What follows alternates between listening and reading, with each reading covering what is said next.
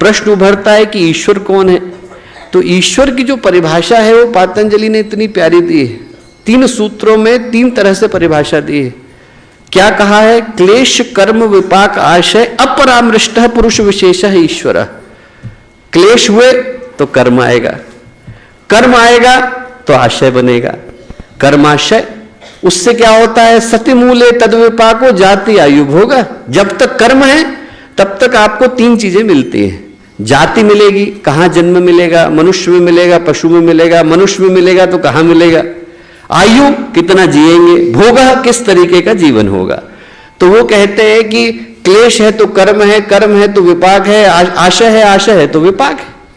इन सबको जिसने कभी छुआ ही नहीं, महापुरुष कभी न कभी बद्ध थे और उसके बाद मुक्त हुए, पर एक शक्ति ऐसी है जो कभी बंधी ही नहीं थी, क्योंकि उसने इस संसार को बनाया। इसलिए उसको पातंजलि ने कहकर के पुकारा पुरुष विशेष, वो जो प्रकृति से परे है। तत्र निरतिशयम सर्वज्ञ बीजम, ज्ञान से परे है। पूर्वे शाम पे गुरु काले नानवच्छेदात, समय से परे है। उसको आप समय में बांध नहीं सकते, उसको आप प्रकृति की सीमाओं में बद्ध नहीं कर सकते। कर्म से परे, प्रकृति से परे, काल से परे, स्पेस से परे, उस शक्ति का नाम है ईश्वर।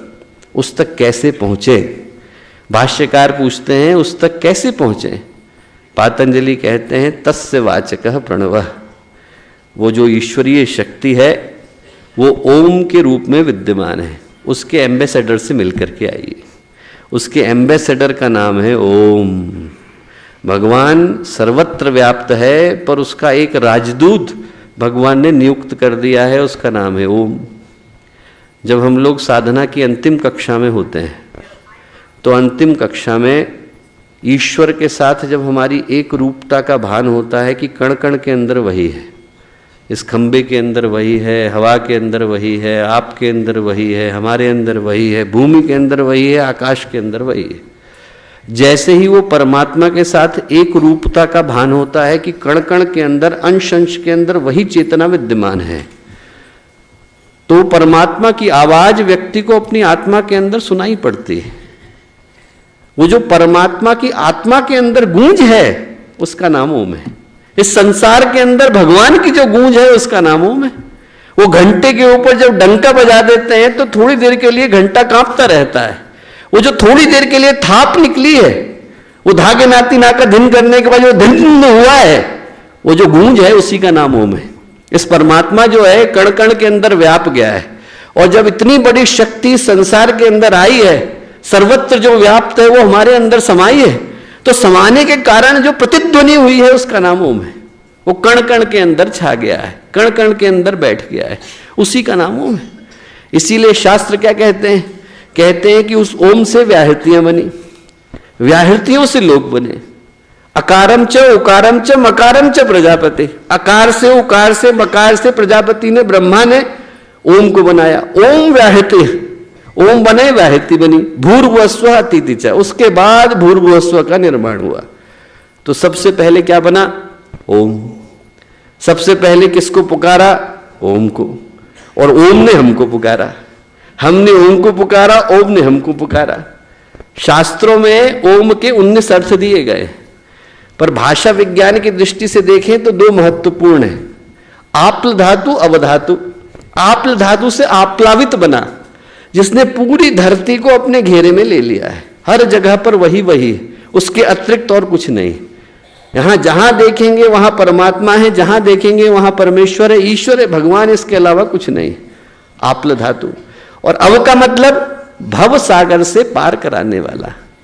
इसीलिए जब आप पुराणों को पढ़ते हैं तो पुराण में क्या कहते हैं ऋषि? गाताराम त्रायते अस्मात् गायत्री तेन गीयते। जिसका गायन करने से व्यक्ति भव सागर से पार चला जाता है, उसको हम लोगों ने गायत्री कह करके पुकारा। मंत्र शुरू होता है ओम से। ओम का मतलब वह परब्रह्म, वह परमात्मा, वो परमेश्वर जो कण कण के अंदर व्याप्त है। वहां से निकली व्याहृतियां। व्याहृतियां किसका प्रतीक है? 3 लोकों का, प्रकृति के 3 गुणों का, ब्रह्मा विष्णु महेश का, इड़ा पिंगला सुषुम्ना का, प्रोटॉन इलेक्ट्रॉन न्यूट्रॉन का। आप जिस भी दृष्टि से उसका वर्गीकरण करना चाहें करने के लिए स्वतंत्र है। जब एक फूटा तो एक से 3 धाराएं निकल करके आई, त्रिवेणी बन गई। और परमात्मा के निकलते ही, निःसृत होते ही 3 चीजों का निर्माण हो गया। धरती आकाश स्वर्ग बन गए, स्वर्ग पाताल नरक बन गए, जो हम कहना चाहे वो कह ले। बनने के साथ ही निर्माण हो गया, पर निर्माण का आधार एक ही है, एक मध्य में, एक ऊपर है, एक नीचे है। भूर शिवा अयम लोका, तैत्तरीय उपनिषद में ऋषि कहते हैं भूर शिवा अयम लोका, इसको कहा गया भूलोक। स्व अंतरिक्षम, भो अंतरिक्षम, भुवन जो है अंतरिक्ष आया, सुवो असो लोके, सुवह से स्वर्ग बना, मह इति आदित्य, वो जो मह है वो भगवान सूर्य है। इन तीनों लोकों तक उस ओम की आवाज को ले जाने का काम व्याहृतियां करती हैं। व्याहृति का मतलब वो जो ब्रॉडबैंड का केबल हम लोग बिछा रहे हैं। भगवान ने पहले दिन जो है फूटने के बाद ब्रह्मांड की शक्तियां जो है भगवान की शक्ति को कण कण में ले जाकर के पहुंचाती हैं। पहुंचाने का काम कौन कर रहा है? भूर्भुवस्व, भूलोक में, भुवन में, स्वर्गलोक में ले जाने का काम ये व्याहृतियां कर रही हैं।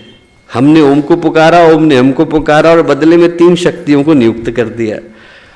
इस मंत्र की ताकत को भगवान कहते हैं, ब्रह्मर्षि विश्वामित्र कहते हैं, आप तीनों लोकों में पहुंचा के आओ। फिर हम आवाज लगाते हैं गायत्री मंत्र को। 9 शब्द हैं, 24 अक्षर हैं। पहला अक्षर आता है तत्। तत् का मतलब वह। क्यों? भगवान को कोई कैसे वर्गीकृत करेगा? वह मतलब परमात्मा जो पूर्ण है, वो सर्वत्र है। उसकी ओर आप इशारा कैसे करेंगे? उसको आप बता ही नहीं सकते, क्योंकि उसी परमात्मा के अंदर तो हम बैठे हैं। किसी की ओर इशारा करने के लिए उससे बाहर तो निकलना पड़ेगा। जब हम बाहर हो ही नहीं सकते तो बता कैसे सकते हैं? चूंकि वो परमात्मा हर जगह है। ओम पूर्णमदः पूर्णमिदं पूर्णात् पूर्णमुदच्यते, हर जगह पर वही है, पूर्ण।